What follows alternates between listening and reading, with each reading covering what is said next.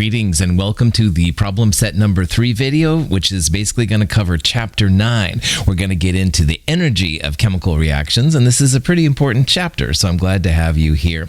Like the other problem sets before, I encourage you to have a periodic table in front of you. mhchem.org/per tab is the one I recommend. When you turn in your problem set at the beginning of lab, make sure that every problem has been self-corrected. The problems you get right, put some kind of mark next to them so that I know that you know that they're right. The problems you missed, it's no big deal. Just cross out your old answer, maybe put in the correct answer at the very least, maybe some notes how to do better, and you'll be good to go. You turn in a problem set without complete self-correct marks, you won't get full credit. You turn in a problem set with self-correct marks, even if you get every problem wrong, you will get full credit. I want you to try problems. That's really important to me. On all this material, if you have questions, you can reach out to me. You can also talk to the AVID/LSC Center. They're located above the library on the main MHCC campus. The website is mhcc.edu/avid. Free tutoring is available to you as an MHCC student. They're pretty cool up there. I recommend that you check them out. So let's do this problem set. There are a couple of handouts you'll need for this problem set, and I just want to kind of tune you in. The number one handout that's going to be really important is the standard thermodynamic properties for selected substances. It's a long handout. There's multiple pages. It's at the end of problem set number 3. You can also look at mhchem.org/thermo to see the list as well. There's lots and lots of material. We're going to use the second column, which has a delta H, little circle, little F there next to it. We're going to use that column a lot in this particular problem set, so just kind of have it next to you. You're also going to need a table of bond enthalpy values. That's also located at the end of problem set number 3. So make sure you have both these handouts next to you before you start, and you should be good to go. Okay, let's get into the problem set. In this problem, we have 50 milliliters of water. The water temperature is changing from 25.52 to 28.75. And we want to figure out the quantity of heat, i.e. the joules, required to make this happen. And it also lists the density of water, 0.997 grams per milliliter. This problem is an example of what we called Q equals MC delta T. Q is what we're going to solve for here. That's the joules, the quantity of heat that's needed to make this happen. M is the mass of the water, and we don't have the grams, but volume times density, milliliters times grams per milliliter, will give us the grams. That's how we're going to find the M. Now, C here is the heat capacity, and you must know this number. Memorize it, put in your calculator, whatever you have to do. The heat capacity of liquid water is something we're going to use over and over and over again, and it's 4.184. So I didn't put 4.184 in there because I want you to know it. I will give you all the other heat capacities that you'll need, but you have to know the liquid water one. So the C value, 4.184. And then finally, delta T is the change in temperature. Delta T is the final temperature minus the initial temperature. Delta is always final minus initial. So final temperature here, 28.75, initial temperature, 25.52. Delta T can be a delta T in Celsius, which is good for this problem. It can also be a delta T in Kelvin. The delta T will be the same for Celsius or Kelvin, which is really nice. So you have the option of converting both numbers to Kelvin and then doing delta T, or what I would recommend, just find the delta T from the Celsius values and you'll be good to go. Now, Q, the sign of Q is also important. If Q is a positive number, that means that this is an endothermic reaction and heat had to be absorbed to make it happen. On the other hand, if Q is a negative number, we refer to these as exothermic reactions. Exothermic reactions release heat, okay? So the sign of Q is pretty important. Now, C again is that heat capacity, and in this case it's liquid water, 4.184 joules per Celsius. And again, this thing right here just means joules divided by grams degrees Celsius. That J didn't come out very well there. Don't be stymied by the -1. That just means per. All right, so joules per gram per degree Celsius. And sometimes you will see that as joules per gram per Kelvin, and that's okay too, because delta T can be Celsius or Kelvin, just whichever one's easier. And finally, delta anything is final minus initial, so delta temperature would be final temperature minus initial temperature. Okay, plug and chug all that stuff in. This is the mass term. It's the volume times the density. Grams will be left over. That'll tell you the grams. Multiply it by heat capacity, 4.184, times delta T. There's the Celsius values. Positive 674 joules is what you should get. And again, down there on the bottom, if you want to use Kelvin, knock yourself out. These are the Kelvin values. The delta T answer is the same, which is a really cool thing about Celsius and Kelvin. Now, this is a positive answer, all right, positive number. So this is an endothermic reaction. Water does not spontaneously go from 25.52 to 28.75 degrees Celsius unless you add some heat. And in this case, we had to add 674 joules to make that temperature happen. Let's say that we heat our water, but then we get distracted by an episode of, I don't know, SpongeBob or whatever, fill in your favorite TV show, okay? Anyway, the water, which was at 28.75, goes down to 25.52. If you wanted to know what that Q was, everything would be the same, but you'd end up flipping your temperatures, because now the final temperature was 25.52, the initial temperature was 28.75, your Q would be a negative 674 joules. And I bring this up because a lot of times in thermodynamics, one direction will be positive, so heating the water up was a positive number. On the other hand, if you do the opposite, i.e. cool the water down from 28.75 to 25.72, the magnitude is the same, but the sign is opposite. So you'd have negative 674 that way. Heat cannot be created or destroyed. This is basically the first law of thermodynamics. Applied again. Oh boy. After absorbing 1.850 kilojoules of heat, the temperature of a 0.500 kilogram block of copper is 37 degrees Celsius. What's the initial temperature of the copper? Now, that part right there, CCU, is the heat capacity of the copper, and it's 0.385 joules per gram degrees Celsius. The gram and the degrees Celsius are both in the denominator. So once again, this is a type of Q equals MC delta T. But on this one, I'm going to write it as TF minus TI, because that's what delta T is. Now, Q here is the 1.850 kilojoules. And a kilojoule times 1,000 will give you the joules. So Q is like 1,850 joules. M is the mass. The mass comes as 0.500 kilograms. Most heat capacities are per gram. So instead of 0.500 kilograms, I'm going to multiply that by 1,000 to make it 500 grams of copper. So M, 500 grams. Heat capacity is given. And it says after absorbing the heat, the copper was 37 degrees temperature. So TF is going to be 37.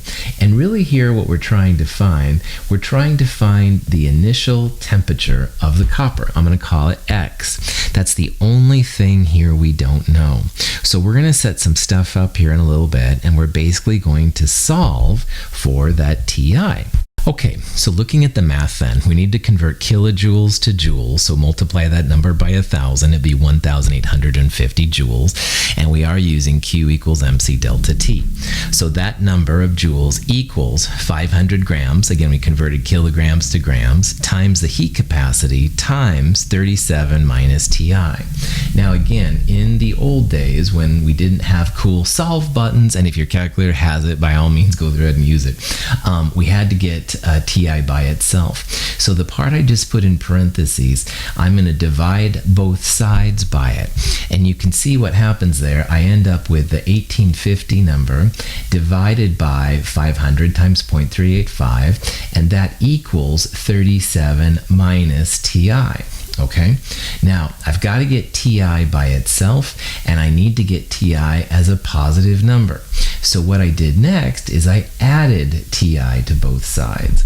So I'm going to add a TI to this side, and I'm going to add a TI to that side. Minus TI plus TI cancels out, so there's nothing left there. So I only have 37 now on the right. And on the left side, I've got the 1850 divided by 500 times 0.385 plus TI. So we're almost there. TI, we're going to get it by itself by subtracting this big funky number from both sides. And if you do that, TI equals 37 minus, here's the big funky number again, nice science words, I know, 1.85 times 10 to the third divided by 500 divided by 0.385. If you've done this problem right, you should get an answer of 27 degrees Celsius, all right? If you don't get this right, this would be a cool thing to ask me about via email. I can totally help with these kind of things. It's just math, it's just algebra. It'll maybe make you appreciate the solve function if you have it on your calculator, but if you don't, this is the kind of thing that I used to do all the time. It's not that hard, really. Please make sure you know how to do this kind of step in case you see it in the future. A 45.5 sample of copper at 99.8 degrees is dropped into a beaker containing 152 grams of water at 18.5 degrees Celsius. What is the final temperature when thermal equilibrium is reached? And there's the heat capacity of copper again. Now, this is kind of a cool kind of a problem because we've got a hot piece of copper and some cold water, and we're mixing them together.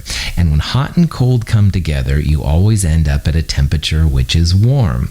And in this problem, warm means a temperature that's going to be less than 99.8 degrees Celsius, but more than 18.5 degrees Celsius. The copper and the water will both end up at that temperature when the equilibrium has been maintained. So we've got everything here that we need but the final temperature, and that's what we're going to try and solve for. Now, there's a couple different ways to do these kind of problems. The way that I usually recommend is that you use the first law of thermodynamics, and first law just says heat cannot be created or destroyed. So in this problem, that would mean the heat of the metal plus the heat of the water equals 0. And both of those Q's have their own MC delta T. So I've got M of copper, heat capacity copper, delta T of copper, plus M of water, heat capacity water, delta T of water, and all of that equals 0. Now, using the information in the problem and the fact that water's heat capacity is that 4.184 that I want you to know, here's what we have. The mass of the copper, heat capacity of the copper, times TF minus 99.8. 99.8 is the initial temperature of the copper, plus mass of water, heat capacity of water, TF minus 18.5. 18.5 is the initial temperature of the water, equals 0. Now, the TF for the copper and the TF for the water are the same number, all right? And you've got to get those terms together here to figure out what that value is going to be. And again, remember, TF is going to be greater than 18.5, but less than 99.8. So on these kind of problems, what I would do is I'd multiply the two numbers on the outside together, and then use essentially distributive property to multiply them by TF and by the initial temperature. So in this case, 45.5 times 0.385 is 17.518. And you can see there what I did. I multiplied it by TF minus 99.8. And on the other side, I did the same thing. 152 times 4.184 is this number times TF minus 18.5. And then you want to multiply that by both the TF term and the temperature, and the same thing for the other one. So you can see on the next slide, or next part, 17.518 TF minus, and this minus number is just 17.518 times 99.8. Then I've got 635.97 times TF minus 635.97 times 18.5 is apparently that, and that equals 0. At this point, you want to combine the TF terms together. So 17.5-ish TF plus 635.9 TF is this number right here. And then what you can do is combine the negative numbers, put them on the other side, make them positive. So on the other side, I added positive 11765.4 to 1748.3, and I got this number right here. Finally, to get TF by itself, you divide both sides by 653.49. And if you do that, that comes out to be 20.7 degrees Celsius. And this number, you can see, is above 18.5, but it's less than 99.8. Usually the final temperatures will be closer to water because water's heat capacity is so much greater. But either way, this is another good problem to test out your algebra skills, and it's all stuff you can do. If you do have any problems, you email me and I will absolutely help you get unstuck. A piece of chromium metal with a mass of 24.26 grams is heated in boiling water to 98.3 degrees Celsius. The chromium is then dropped in a coffee cup calorimeter containing 82.3 grams of water at 23.3 degrees. And when equilibrium has been reached, the final temperature 25.6. Calculate the specific heat of the chromium. So a lot of the metals, you may not know their heat capacity, their value of C. But just like on the last one, you can do MC delta T for the metal plus MC delta T for the water equals 0. In this problem, we know everything but the heat capacity of the chromium. So again, like last time, we're going to have an MC delta T for the metal. I'm using chromium symbol this time instead of copper. And then here's MC delta T for the water. And then go ahead and put everything in as you know. Remember, water is 4.184. That's the one I want you to know. I would absolutely use Celsius. I wouldn't use Kelvin here. Notice right here, 25.6 minus 98.3. That's going to give you a negative number. There's going to be a negative number times the heat capacity of chromium, which is what you're looking for.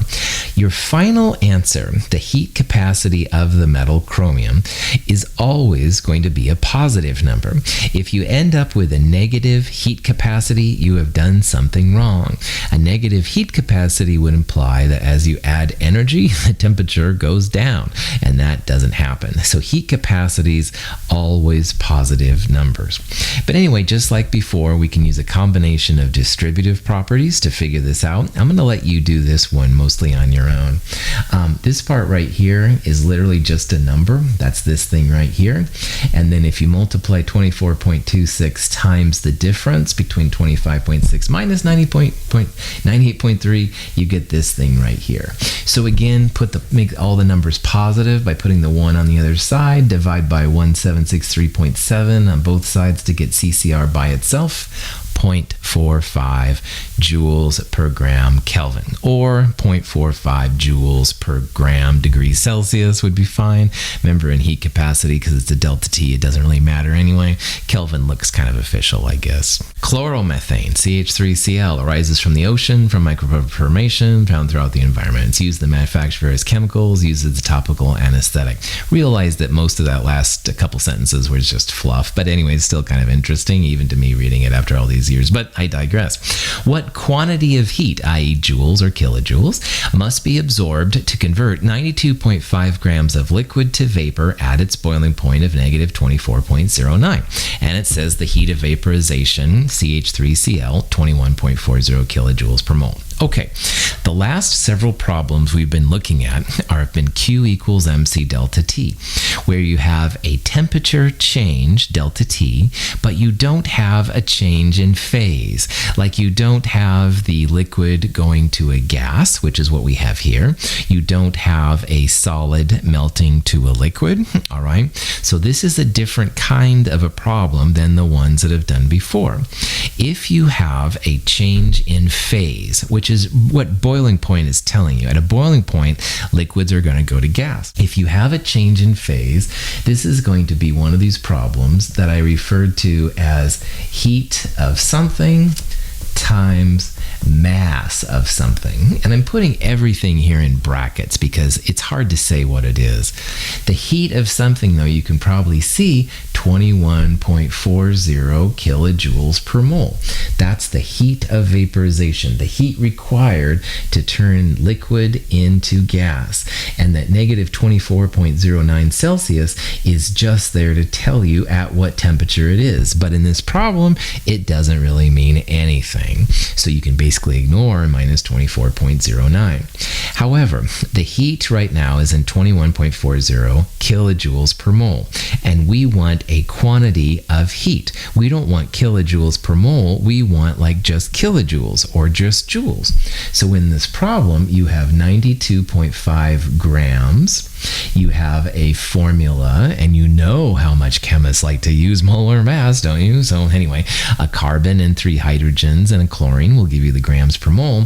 If you turn the grams into moles, that's going to be like the mass part here.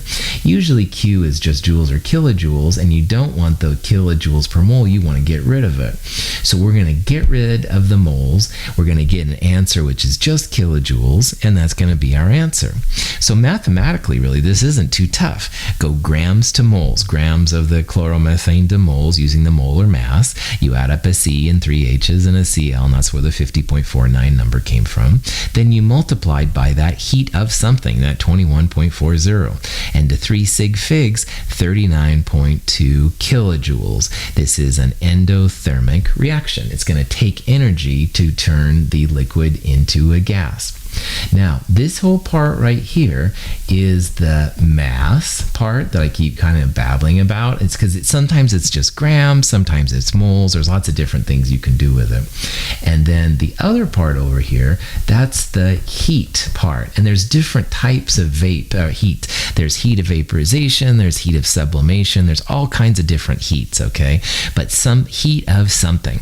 And the goal is, if you're looking for Q, which is just joules, kilojoules, you want to get rid of the mass term and just have the heat term.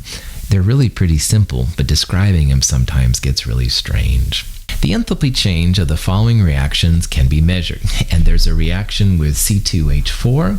It's a combustion reaction, so it's burning. Notice it's a very negative delta H, very exothermic. And we also have a second reaction, which is ethanol, C2H5OH. It's also in a combustion, it's burning. It has also a very negative value. Now, these two reactions are easy to make them happen. All right, burning things is honestly kind of fun to do. But the question says, using these values in Hess's law, determine the enthalpy change for this reaction right here. This is the reaction between C2H4, which is called ethene. Ethene can react with water to make ethanol. This would be a harder reaction to accomplish because it's harder to control it. There's lots of reasons in organic chemistry, well, you'll see. However, what Hess realized, and what you can now realize too, is sometimes you can use the values for known easy reactions to figure out what the delta H is for a more difficult reaction to have happen. If you have a reaction like these guys up here that you want to figure out, all right, notice how C2H4 is a reactant here, and you want C2H4 as a reactant. However, you can probably see that C2H5OH, which you have as a reactant here, you're going to want it as a product. So reversing or flipping a reaction is going to be important here. And if you reverse or flip a reaction, you change the sign of delta H. So let's look at an example. Let's say we had the C2H4 plus 3O2 reaction going to 2CO2 and 2 waters, and the initial delta H negative 1411.1 kilojoules. But let's say we decide to flip it. If you flip it, reactants become products and products become reactants. So if you flip that reaction, 2 CO2 plus 2 waters makes 1 C2H4 plus 3 O2s. And what was a negative exothermic reaction before, when you flip it, becomes a positive endothermic reaction. And this idea of flipping a reaction and changing the sign of delta H is really helpful when it comes to Hess's law. Almost always you'll want to combine the given equations to look for some desired equation, and almost always you want to end up flipping something around. So, in this reaction, all right, you're trying to get to C2H4 plus water making C2H5. And like I said earlier, in the two given reactions up here, C2H4 is already a reactant, but C2H5OH is a product, and we're given it as a reactant. So you can probably see that you want to flip the second reaction around. So we're going to use the first one just as is, C2H4 plus 3O2 making 2CO2 plus 2 water, and we're going to keep the delta H negative 1411.1. But the second reaction we need to flip, because C2H5OH, we want it to be a product, all right? And if you flip that around, this is the equation you get. The sign goes to a positive 13.7.5 kilojoules. Pretty cool.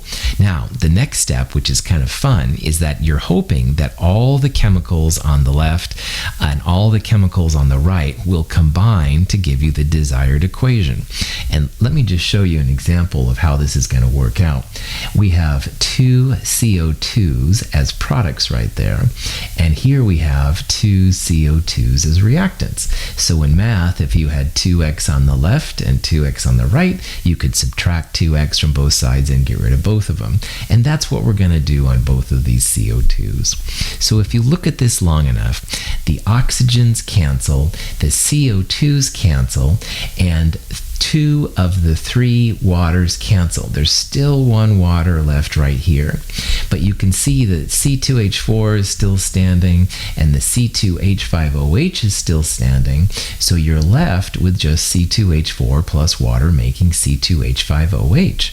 So we've turned the two given equations into the desired equation, and the last thing now is just to add up those freaking delta H values to give the delta H of the C2H4 plus water making C2H5OH. And if you do that, delta H for this reaction, negative 43.6 kilojoules.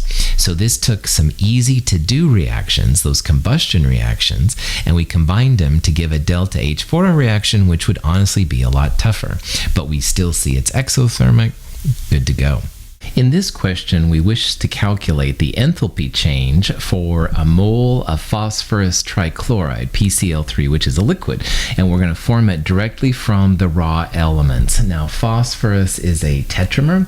That means it's a P4, and because we can only have 1 mole of PCl3, which will make a lot more sense on the next question, we're going to use 1/4 of P4. So bear with me, some weird fractions in this one. If we're only going to have 1 mole of PCl3, then that means we'll need 3 halves Cl2. 3 halves times 2 is 3, so that's how we're going to get 3 Cls. Now, PCl3 is a liquid, and there's different ways to come about making PCl3, but we're curious directly what it would be from the elements to PCl3. Now, phosphorus and chlorine by default make phosphorus pentachloride, which is a solid, PCl5, and it's a very exothermic reaction, negative 1774.0, and you can take phosphorus trichloride, PCl3, and add some chlorine to it to make phosphorus trichloride. That's also exothermic at negative 123.8 kilojoules. So like the last problem, what we're going to use here is essentially Hess's law, and we're given two given equations. The first one is P4 plus 10Cl making 4 PCl5 with a negative 1774.0 kilojoule enthalpy. The other equation, PCl3 plus Cl2 making PCl5, and the delta H is negative 123.8. Now, in the last example, we looked at what happened when you flip a reaction around, and we're going to do that a little bit later too. But first, I'd like to talk about how you can take a reaction like the one there between P4 and 10Cl2 making 4 PCl5, how you can take it and multiply it by a factor. And you can see that in the given reaction, which is where we want to end this problem today, we only want 1/4 P4. And in the given equation number 1 there, it says P4. So really what we want to do to make the given equations look like the desired equation is we want to multiply the P4 equation by 1/4. And you can absolutely do those kind of processes. So for the P4 plus 10Cl2 making 4PCl5 equation, we want to multiply this reaction by 1/4, and that'll make it more like the equation we're after. So what we're going to do is we're going to take 1/4 times that whole thing, 1/4 times P4 plus 10Cl for 4CL5, delta H negative 1774. And when you multiply everything by 1/4, or 0.25 if you'd rather, not only do you affect the stoichiometries, like the 10 will be multiplied by 1/4 and the 4 will be multiplied by 1/4, but you also multiply the delta H by 1/4, all right? So when you do this, when you multiply 1/4 by all those pieces, you get 1/4 P4 plus 10 over 4 Cl2. 10 over 4 in smallest terms becomes 5/2, so 5/2 Cl2. And 4 times 1/4 is 1, so you end up with 1 PCl5. And again, the delta H you also wish to multiply by 1/4. So 1/4 of negative 1774.0 comes out to be that negative 443.5 kilojoule value. Cool. So at the end of the day then, the delta H for this equation is going to be negative 443.5 kilojoules. And that's for 1/4 P4 plus 5/2 Cl2 making 1 PCl5. So again, if you multiply any equation by a factor of 2, factor of 3, or factor of 1/4, multiply everything through by that number, including the delta H. So you can see delta H went from negative 1774 down to negative 443.5 kilojoules. So going back to your regular programming, to take these two given equations, the P4 one and the PCl3 one, and make them look like the desired equation there at the top, one thing we're going to definitely have to do is use that 1/4. So we're going to use the results of the last slide's equation, and we're going to combine that here in a little bit. But there's one more thing we have to do. Notice that in both of the given equations, PCl5 is a product. And in our given reaction, we don't want PCl5 at all. There's nothing about PCl5. And actually, we want PCl3 to be a product, not a reactant. So in addition to multiplying the first equation through by 1/4, we're also going to flip the second equation around. We're going to make PCl5 a reactant, and PCl3 will become a product, which is what we want in the desired equation.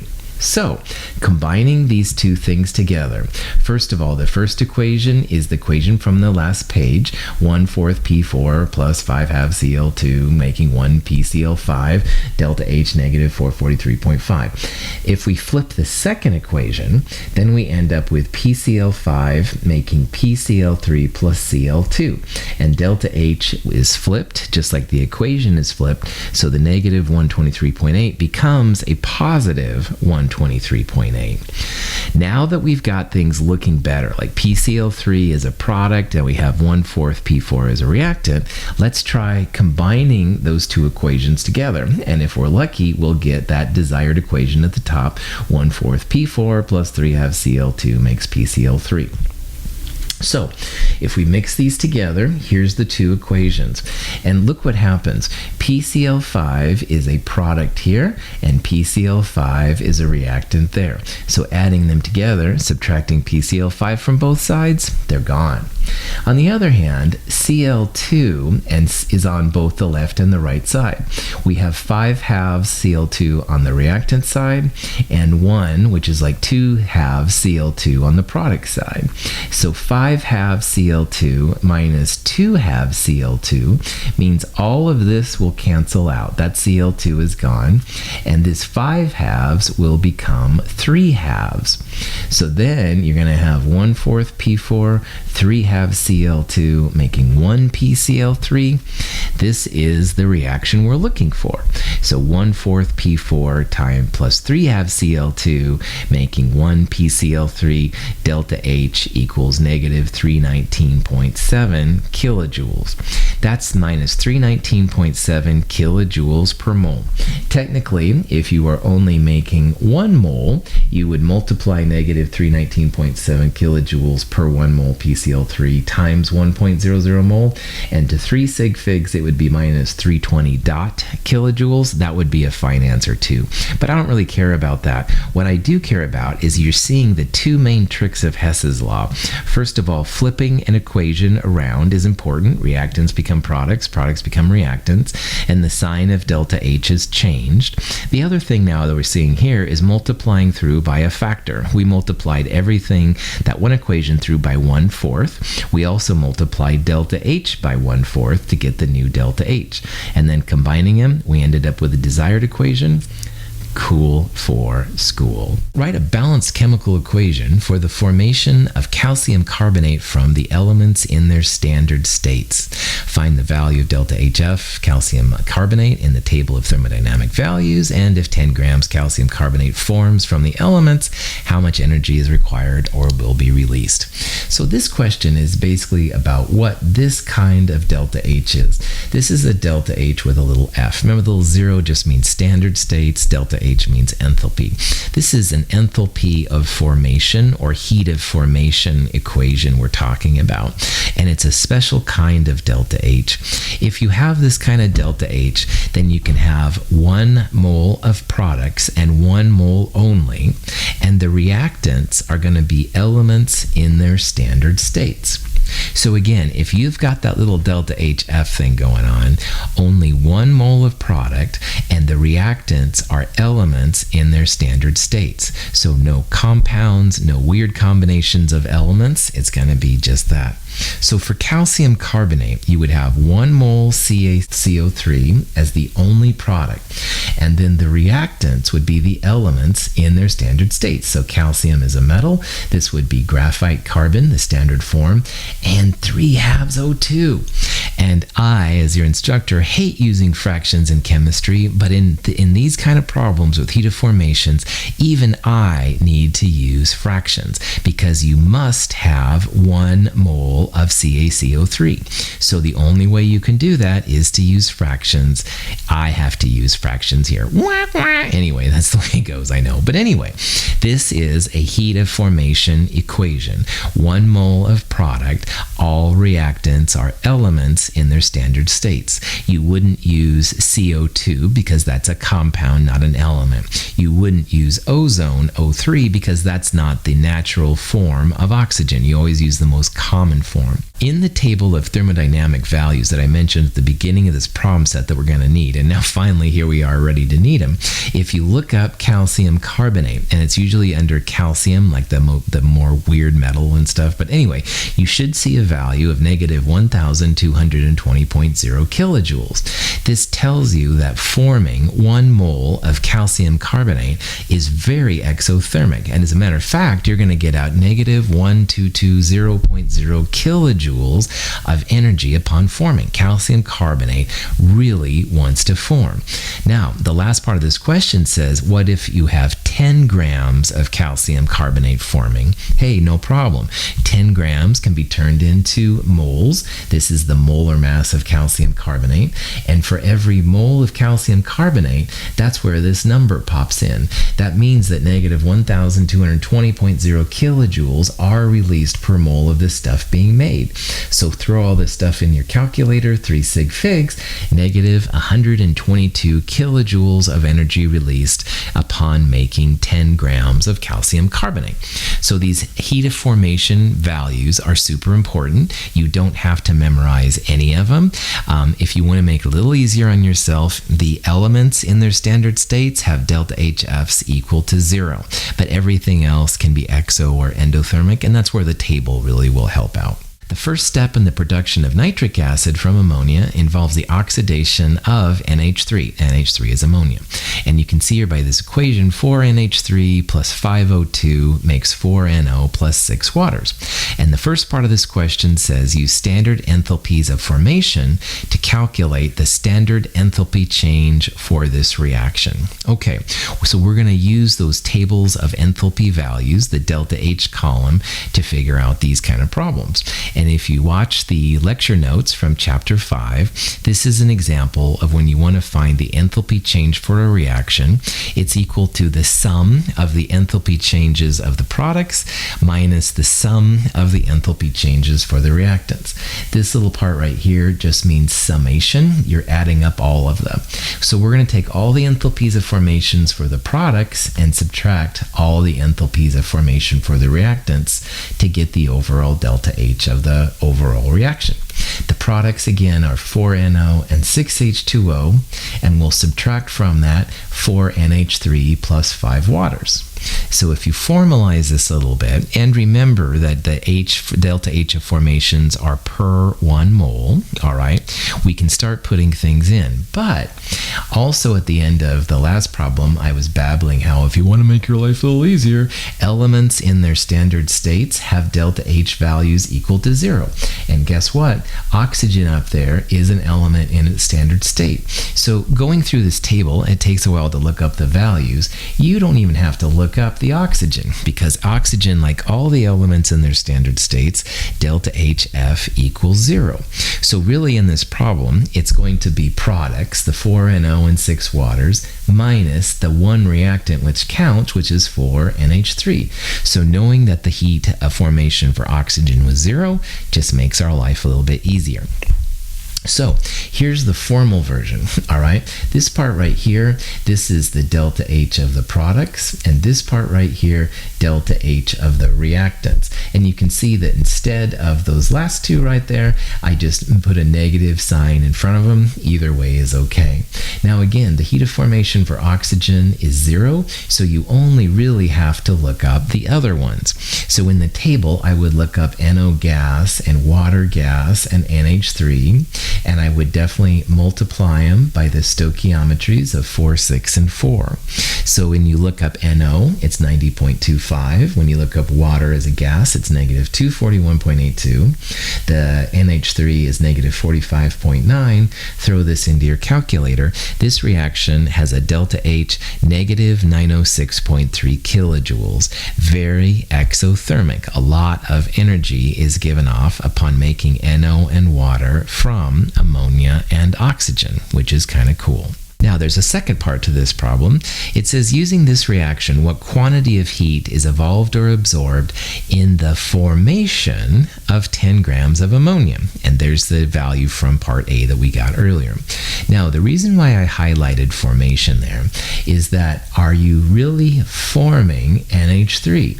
And the answer is no, you're consuming NH3. NH3 is a reactant, all right? It's being used up.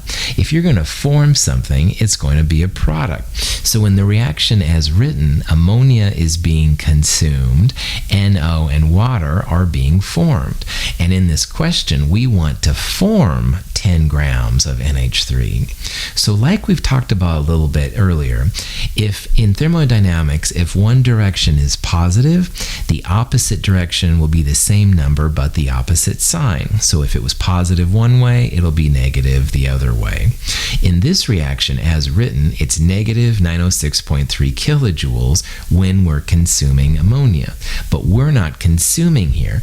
We want to make ammonia. So we're going to flip that reaction around, just like we did with Hess's law even. So it's going to be 4NO and 6 waters making 4NH3 plus 5O2. And delta H will just be the positive version, positive 906.3 kilojoules, to make that happen. And this now will form ammonia, NH3. So 10 grams of ammonia, turn it into moles. Ammonia is about 17.03 grams per mole. Positive 906.3 kilojoules are needed for making 4 moles of ammonia. And again, that 4 just comes from right there. It's 906.3 kilojoules per 4 moles NH3. Anyway, positive 133 kilojoules is the answer. So it's going to take 133 kilojoules. 133 kilojoules have to be put in or absorbed to take 10 grams, to form 10 grams of ammonia using this reaction. This is not a very efficient way to make ammonia. We'll talk about that kind of stuff later, but at the very least we can calculate it. This is going to be endothermic to make ammonia this fashion. Phosgene, COCl2, is a very scary substance, by the way, but it was developed in World War I. Bad stuff. But anyway, we can use bond energies to estimate the enthalpy change for the reaction of carbon monoxide and chlorine to produce phosgene. And what you want to do on this molecule, this problem, is definitely first draw the electron dot structures, the Lewis structures of the reactants and products, so you know the types of bonds involved, and there's the reaction. Okay, what we're going to do is we're going to calculate the bond broken enthalpies and subtract the bond formed enthalpies. Bonds broken minus bonds formed, and that's going to give the overall enthalpy here. But of course, first we have to draw the Lewis structures. Yep, so do it. So carbon monoxide is a triple bond, chlorine single bond, and that makes the scary phosgene, which has this carbon-oxygen double bond and two CCl bonds. Now, bonds broken means bonds of the reactants, and for these kind of problems, you're going to break a carbon-oxygen triple bond, and you're going to break a chlorine single bond. So bonds broken will be a CO triple plus a Cl single. And from that, you're going to subtract the bonds that you form. And in the phosgene molecule, you have not one, but two CCl bonds you're going to form. And there's also a CO double bond you're going to form. So using a table of bond enthalpies, which is one of the handouts you'll need, you need to look up a CO triple, a ClCl single, CCl single, and you multiply that by 2, and a CO double. And you'll take the bonds broken reactants, subtract the bonds formed products to figure out the overall delta H. So this is it formally, bonds broken minus bonds formed. And again, the bonds broken are the reactants and the bonds formed are the products. Remember to multiply the CCl by 2 because there's 2 of them. So this is just showing the fun math.